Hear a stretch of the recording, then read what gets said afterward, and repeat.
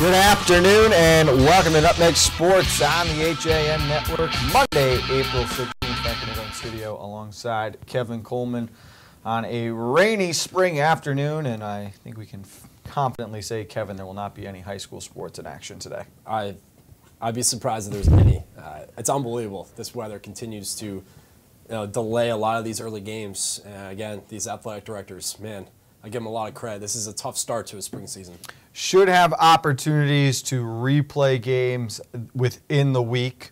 Tomorrow there's a chance for a shower or two. There might be some rain on Thursday, so you'll be able to bounce stuff around, but you're right. We're really starting to teeter on now. I think, 3 weeks of just mostly washed out games? So you got some teams who have more games played than others in some sports. It's crazy to think. You look at some of the schedules, the standings look a little odd and awkward in some sports. So really just a terrible start here to start the spring season weather-wise. Hopefully these next couple weeks the weather starts to warm up and get some sunshine. Well, luckily they did get at least one weekend of good weather to finally have under their belts. I mean, and what a great weekend it was. You had a lot of big games going on around the FCX, both in conference and out of conference. Huge shout out to the Darien boys lacrosse team.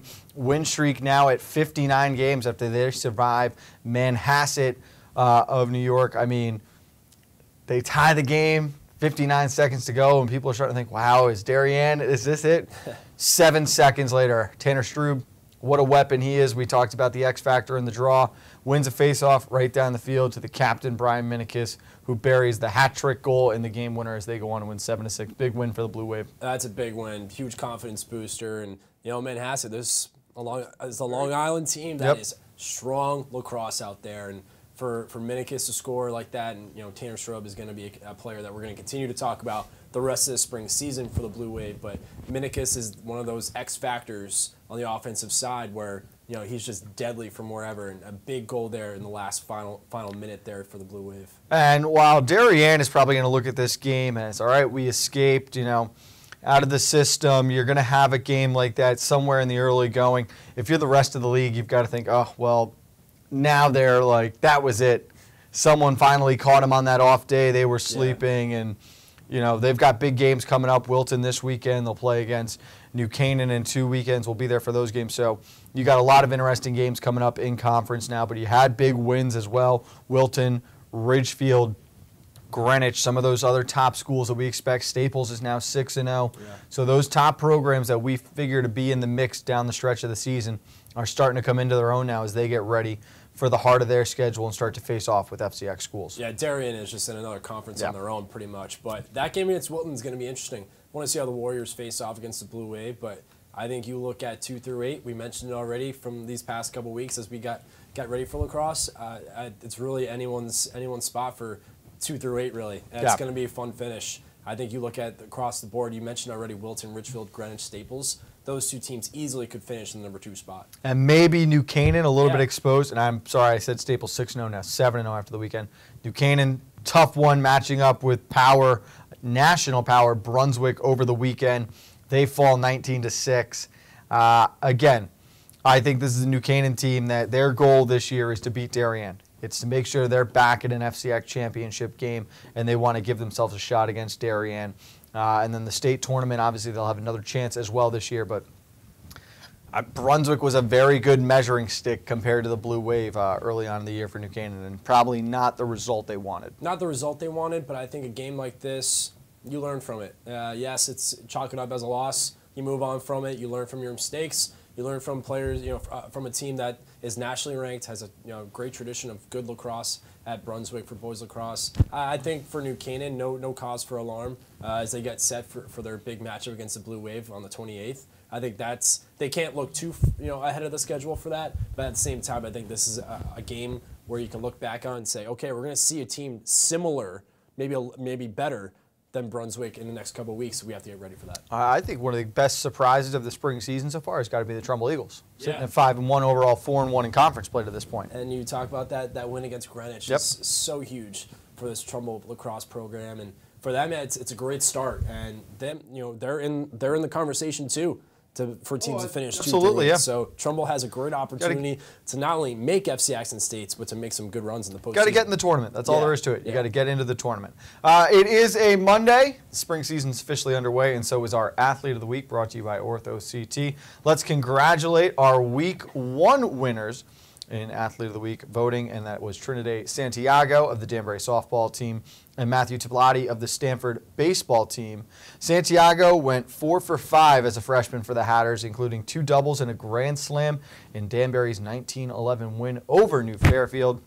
And Tiblati was completely in control, pitching 6 shutout innings, 7 strikeouts, surrendering just 3 hits as the Black Knights blank cross-city rival Trinity Catholic by a score of 5-0 last week. So congratulations to both Matthew and Trinidad. Now to start off our Week 2 nominees, let's go over to Kevin, who is our first female nominee. All right, Frank. From Fairfield Ward softball, we have Olivia Vadas. Vadas struck out 11 batters when Ward defeated Staples 11-2. She had a double and scored a run for the Mustangs, who are now 3-2. Vadas earlier pitched a 3-hitter and struck out 9 in a 12-2 win over the Ridgefield Tigers. All right, the aforementioned Brian Minikis of the Darien boys lacrosse team scored with 52 seconds remaining to give Darien a 7-6 lead, which they would hold on for the victory over Manhasset, extending the Blue Waves' winning streak to 59 games. Minikis would finish the game, leading all scorers for Darien with 3 goals and an assist against the Indians. And we go to Norwalk softball for Dina de Blasio. De Blasio hit 2 home runs, a grand slam, and a 2-run shot when the Bears defeated Wilton 9-5. Jack DeFrancesco of the New Canaan baseball team pitched 6 innings, allowing just 1 unearned run on 3 singles when the Rams defeated Greenwich 2-1 as part of their doubleheader sweep last Wednesday. New Canaan pitcher walked 1 and struck out 4 just 2 days earlier, pitching 3 scoreless innings of relief ball against Danbury. And we got Brittany Morano from St. Joseph's softball. Morano, a freshman, hit a grand slam to help lead the Cadets to an 8-2 victory over the Norwalk Bears on Friday. The Cadets improved to a 4-1 overall record and are 3-0 in the FCAC. Wilton baseball senior Brendan Skewis went 3 for 4 at the plate in Wilton's 5-4 victory over Norwalk last Wednesday, including the game-winning hit in the bottom of the 8th. Skewis hurled a complete game 4-hitter on Friday as the Warriors defeated New Canaan 6-1. Also pitched 2 innings of scoreless relief, not allowing a hit, and a loss on Monday versus West Hill. And we go to Darien softball. We got Stephanie Gentile. Gentile went 4 for 5 with 7 RBIs, including a 2 on a walk-off single in the bottom of the 7th as the Blue Wave defeated Freiburg Academy from Maine 13-12 on Sunday. Gentile was 2 for 2 with a triple, single, and 4 RBIs when Darien scored 10 runs in the final 2 innings. All right, Jack DeLeo, the Cadets baseball. St. Joe's had 2 hits, drove in 4 runs, and a 17-3 win over Trinity Catholic. Also had 2 RBIs and a pair of doubles later in the week as the Cadets improved to 5-0 overall, 3-0 in the FCAC with a 9-4 victory over the Norwalk Bears. And we go to New Canaan softball. Last but not least, Jillian Kane. Kane went 3 for 3 with a pair of triples and also picked up the pitching win as New Canaan topped Wilton 6-4 in Waveney Park on Friday. Kane pitched the full 7 innings and allowed 3 earned runs while striking out 13. She also scored a run and had 1 RBI. All right, our final nominee of the defending state champion Staples Wreckers baseball squad, Chad Knight, going 3 for 5 with a double, a triple, a run scored, 4 RBIs as the Wreckers defeat Ward 10-4 last Friday. Knight was also 3 for 3 with a double and 2 RBIs in an 8-2 win over Danbury on Wednesday. Staples continuing to impress in the early season, now 4-0 overall, 3-0 in the conference. Athlete of the Week voting opens up at 3 p.m. this afternoon. You can find it on Facebook, on Twitter, our Instagram, and of course, as always, at the HAN.network. Hit the Athlete of the Week tab and vote for your choice for the Week 2 nominees out of the spring. Kevin and I are going to take a break. When we get back, we're going to look back on some of the lacrosse action from this past weekend and talk about where things have shaken out to. Same thing. Whatever. Tomato, tomato. Where we're sitting as we head into a wet week number 3 of the spring season on the HAN Network. Want a new experience in car buying? No aggravation, no confrontation, just answers to all your questions. SCAP Chrysler Dodge Jeep Ram. Car buying the way you want it to be. With one of the largest selections of new 2- and 4-door Jeep Wranglers available, we are Connecticut's Wrangler headquarters. Family owned and operated for over 50 years. Call, click, or stop in today. Save thousands right now at the Spring Sales Event, now through April 30th. While there's still a bite out on the water, most anglers have decided to stow the gear for the winter. Just because Mother Nature isn't cooperating doesn't mean you can't see the latest models of all your favorite gear. With 2 convenient locations, it couldn't be easier to get your fix of summer. Boater, beach bum, fisherman, or simply love the New England coast, this is a unique place to shop. The Dock Shop, 51 Tokenique Road, Darien, 609 Riverside Avenue, Westport, or on the web, dockshop.com. If you've ever thought about owning a motor coach or learning about what it's like to travel the open road in superior style and comfort, then contact Dave's RV Center in Danbury, Connecticut. Offering the best quality Class A motorhomes from Newmar, travel trailers and fifth wheel lines from Surveyor, and a toy hauler line from Work and Play. Choose from Newmar's Gas Line, Baystar and Canyon Star, or from Newmar's Diesel Line, Ventana and Dutch Star. And with unparalleled service and maintenance, Dave's RV is committed to keeping you and your motor coach safely on the road and enjoying it to the fullest. Stop by their showroom, 2 Industrial Plaza Road, Danbury, Connecticut, or call 877-483-3866. Welcome back to Nutmeg Sports on the HAN Network. Frank Granito and Kevin Coleman in studio today on a rainy Monday afternoon around Fairfield County. Kev, we're going to go all the way back to Thursday afternoon, the last real cold day before we got off to that beautiful weekend. We had boys lacrosse on the HA Network. You and I haven't really got a chance to break it down yet.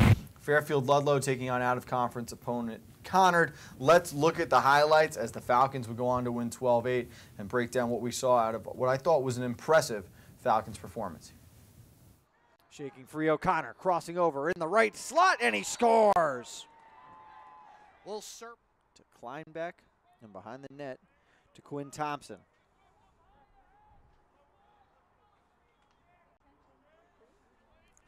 Wyckoff and Thompson playing catch. Thompson scores. The stick has been fixed, but at the moment, Matthew Kelleher is assuming his role with the offensive unit. Lay cutting through the middle, buying time, and he goes upstairs. O'Connor trying to slip away from Owens, and he's able to do so and score. One check, the double team comes. We're inside the final minute. Going out towards the front of the net, taking the pass and able to finish was Anders Kleinbeck. So the Falcons go on, win 12-8, Kevin. Obviously, I thought Quinn Thompson was one of the best players on the field. Didn't have quite the score sheet numbers to back up that play as many would like to see in a box score. But the senior leadership of Thompson, I think, really helped that offense out a lot, kept them under control, keeps their pace that they want to have. They limited the turnovers later in the game. It's got to be very, very nice for this squad to see, and Coach Parisi to see the juniors stepping up, though, and contributing on the stat sheet. Aiden Wyckoff, man. I love the chemistry between Quinn Thompson and Aiden Wyckoff. The midi and the attack going back and forth with each other, just creating opportunities behind the cage, around the X, and they're just creating opportunities on the offense.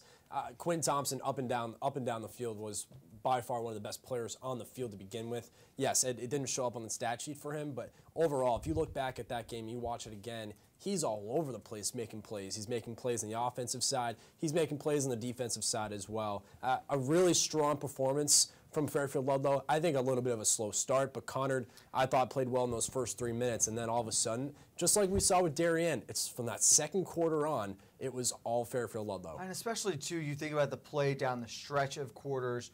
Ludlow got the better of Conard at the end of the first quarter, held them off the board in the second quarter, had the big run in the third. It's those teams that can piece together those runs at the right times, coming in or going out of a quarter.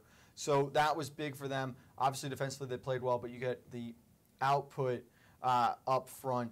Oliver Lay, Aiden Wyckoff, those juniors really stepped up, produced. You caught up with Aiden Wyckoff. Let's hear what the junior had to say after the win.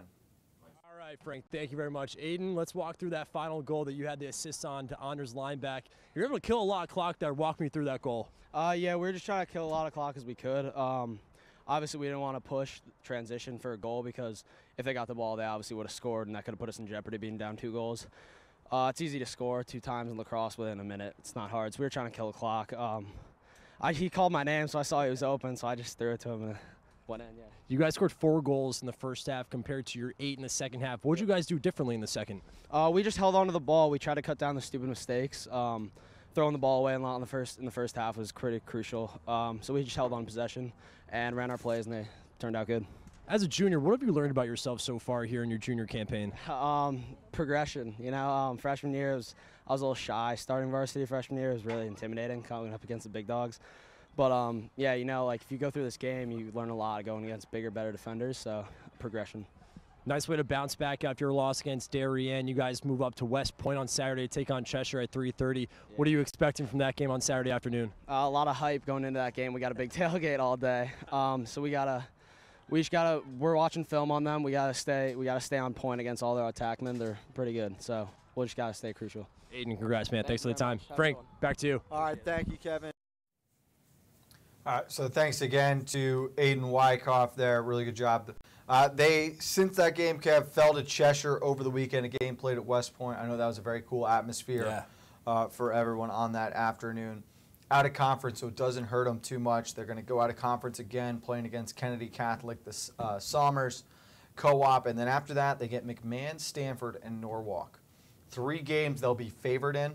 3 games they've got to take advantage of. It's going to put themselves in a great position moving forward with conference play.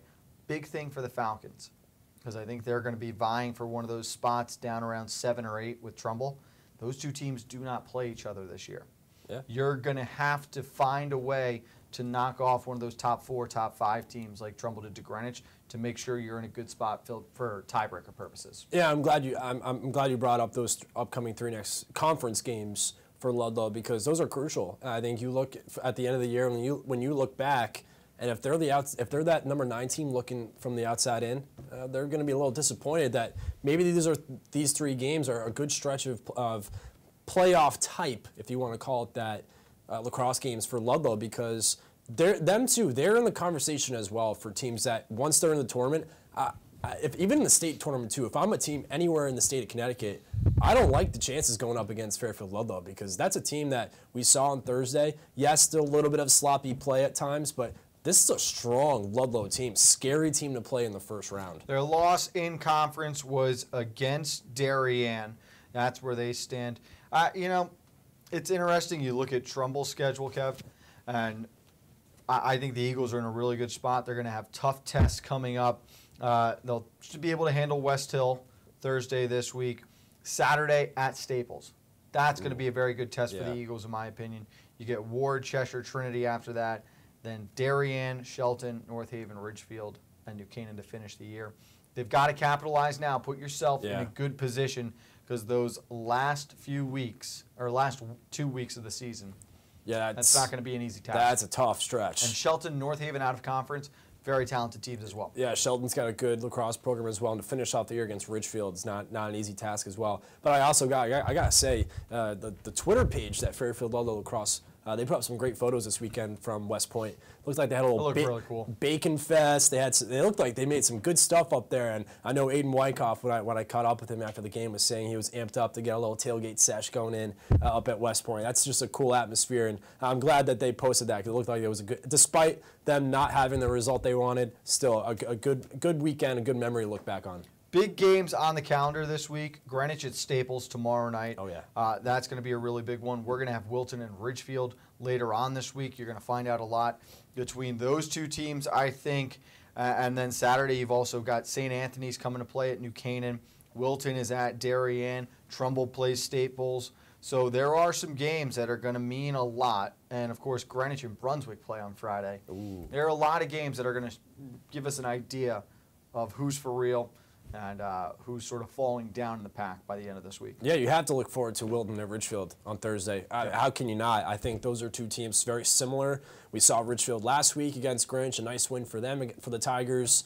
I want to see. I think this is going to be a really good game. A 6 o'clock start. I think this is going to be one of the better lacrosse games we've seen early on in the season. I think this is going to be a tightly contested game. A lot of players that you're going to see play at the next level too, at Division I level. So a really fun atmosphere. I feel on Thursday. Despite, I hope the weather stays okay at the moment. Hopefully no rain. But expect Tiger Hollow to be pretty rowdy on Thursday. It'll be fun there. We've got girls lacrosse tomorrow on the HA Network. New Canaan's going to play host to the Lady Tigers of Ridgefield. When we get back, we're going to talk a little bit more about that and a little bit more about the start of the baseball season. A couple surprises on that side of the FCAC as well.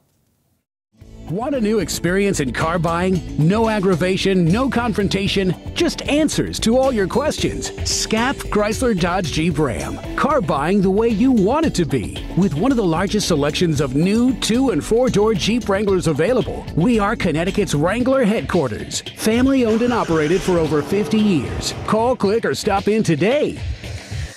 Save thousands right now at the Spring Sales Event, now through April 30th. While there's still a bite out on the water, most anglers have decided to stow the gear for the winter. Just because Mother Nature isn't cooperating doesn't mean you can't see the latest models of all your favorite gear. With 2 convenient locations, it couldn't be easier to get your fix of summer.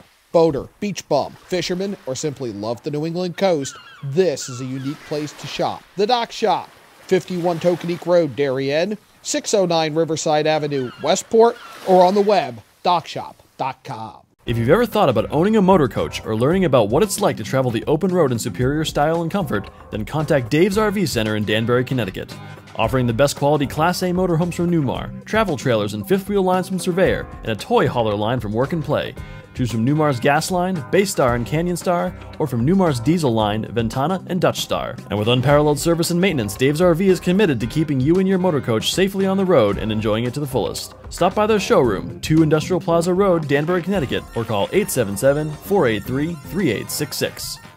If you've ever thought of... Back on the HAN Network, Frank Granito and Kevin Coleman in studio on Monday, April 16th. Do you remember how you felt at the FCAC golf tournament last year? Oh, yeah. It's like, this weather is honestly, dude, I played golf Friday afternoon, came back home, and I couldn't open my eyes. Saturday, I was in New York City. Then the combination of like the city pollen mixture coming back, and now you get all this. I am terrified of the next week or so where all of a sudden I've got to redo it again because it got cold and started raining.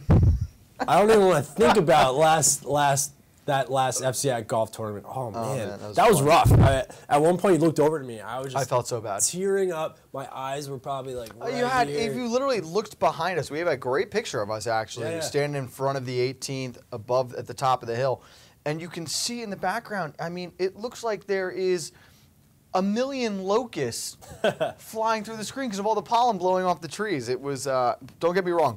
One of my favorite days here since we've been at the HA Network, but yes, that was absolutely brutal. Yeah, I'm glad the camera was on us because that was bad. That was real bad. Oh man! All right, girls lacrosse coming up this week. We've got New Canaan and Ridgefield tomorrow. New Canaan off to a good start in the conference, 4-1 overall, 3-0 in FCAC play. Ridgefield now sitting 2-2 in the league, 3-3 overall. We saw them against Darien. Big thing for you, what do the Tigers have to improve on, do better against the Rams to pull off a second consecutive win against New Canaan? Well, I know it's not easy to go up and remember, and I say second consecutive going back to last year's FCAC semifinals when they upset New Canaan. I think there were some good things you took away from that loss to Darien. Listen, Darien is another animal. But the one thing I think Ridgefield has to focus in on a little more is the face-off circle. That's just where they gave Darien way too many free possessions and gave them opportunities to score, and that's where you just saw them just take over the game, really. Caroline Colonel, I thought she played really well in the first half, went a little quiet in the second half. So I want to see her play a full 4 quarters here of girls lacrosse, 2 halves. But for them, again, it's not a loss like that is no cause for alarm. Right now, I think you look at the standings right now for girls lacrosse. The big surprise, Trumbull sitting at 5-0. That's great. How about the Eagles lacrosse programs? That's great. And for tomorrow, for New Canaan, I still give them a great opportunity at home. I give them the advantage. 4 o'clock start for them at home. For Ridgefield, this would be a great win. A great win. A little bit of a slow start to the season for Coach Berger and the Tigers. To come into New Canaan against a team that, again, brings back a lot of key players to this team for the Rams. I like the Rams tomorrow, but again, this is going to be, it's not going to be a blowout like you saw against Darien. This is going to be a much tighter game, a lot close. I think it's going to come down to the final couple minutes there in the final second half. Greenwich playing really, really well. Fairfield Ward off to an awesome start. Those are going to be some very good games over the next few weeks on the girls' side. We're running out of time here. Baseball-wise, we all were sort of in on Staples, believers for them. West Hill playing extremely well, and again, we stand by West Hill. What are you going to do for me in the playoffs? Yeah. We know how they can play in the regular season. You knew that Darien was my pick to win the league at the start of the year. I think Coach Mike Scott just will have those boys ready, and they're going to peak at the right time. For you, buy or sell on the St. Joe's Cadets undefeated start? Yeah, I'm going to buy. I think this is a legit team. Good start for St. Joe's. I like their chances. I want to see them get into the FCAC postseason because another team that could really, cause some problems. And for Darien, that's a great pick. And I think Justin Jordan, to me, is one of the best players in the conference. I think he's just so much fun to watch on the mound, out in the outfield, even when he's up to bat, just the speed. He's just an all-around great baseball player, good athlete. I think Justin Jordan has the makes to really take over and bring Darien back to the FCAC championship game, along with Seamus O'Malley and the rest of the crew there at Darien. But across the board, I think St. Joe's, I'm buying. Wilton off to a pretty good start, 3-1, 2-1 overall. But after those top 16s, there's a little bit of a fall off, and you get concerned about that back half of the FCAC. How for real they're going to be, if they're going to be able to keep up, sort of thing. I think Danbury and Trumbull will be fine. Yeah. But the Stanford schools struggling at the moment outside of West Hill. New Canaan, Norwalk, McMahon, they're trying to find their identity. So it's a very top-heavy league, I think, compared to some of the balance we've seen the past few years. I think one team that you mentioned there, Stanford, I think last year they played better in the second part of the season. So I think Stanford has that opportunity this year again to be a team where they can play a lot better towards the end of the season and sneak their way in. And I agree, Danbury, again, is that team where a little bit of a slow start, but once they get going, start playing baseball, if they get into that one-game playoff, that's a team you don't want to play. And again, it's way too early to push the panic button on everyone, especially with the way the schedule has been completely shaken up just via all the rescheduling and the weather. So I let everyone finally get into a little bit of a consistent flow, and then we can start to really evaluate teams for what they're going to be. I agree with that. Right, and you talk about the weather. The one big concern, obviously, for baseball is the pitching. That has to be a huge concern for these managers to be able to control pitch count, to be able to make sure all these pitchers are rested. A lot of these teams really have that one guy who they can believe in, but they have to rely now on guys who maybe have experience but are not as strong. And then you have guys who are coming in with new experiences pitching at the varsity level. So you're going to see a lot of contrast to elite pitchers in the conference to pitchers who don't have a lot of experience but are gaining good experience as well. And I think you're right, too. You look at a team like Trumbull. If Ben Farrow's on the mound in a playoff game, I'm going to struggle not giving Trumbull an advantage in the game. So there are certain guys who are obviously going to tilt the momentum meter, the advantage meter, one way or the other. Kev, great job today. We are all set for this afternoon. Here we go. Yep. Well, Boston strong, baby. Happy Patriots Day, even though it's bad weather out. Shout out to all the runners out there. Yeah, congrats, Drew Olette, finishing the marathon this year. Happy I could help out, brother, and it was an awesome effort by you all together. Kevin Coleman, Frank Granito, we will see you back here tomorrow. No Nutmeg in the afternoon. We will be at New Canaan's Dunning Stadium for Ridgefield and New Canaan and Girls Lax. But, of course, there's a coffee break, 11 a.m. right here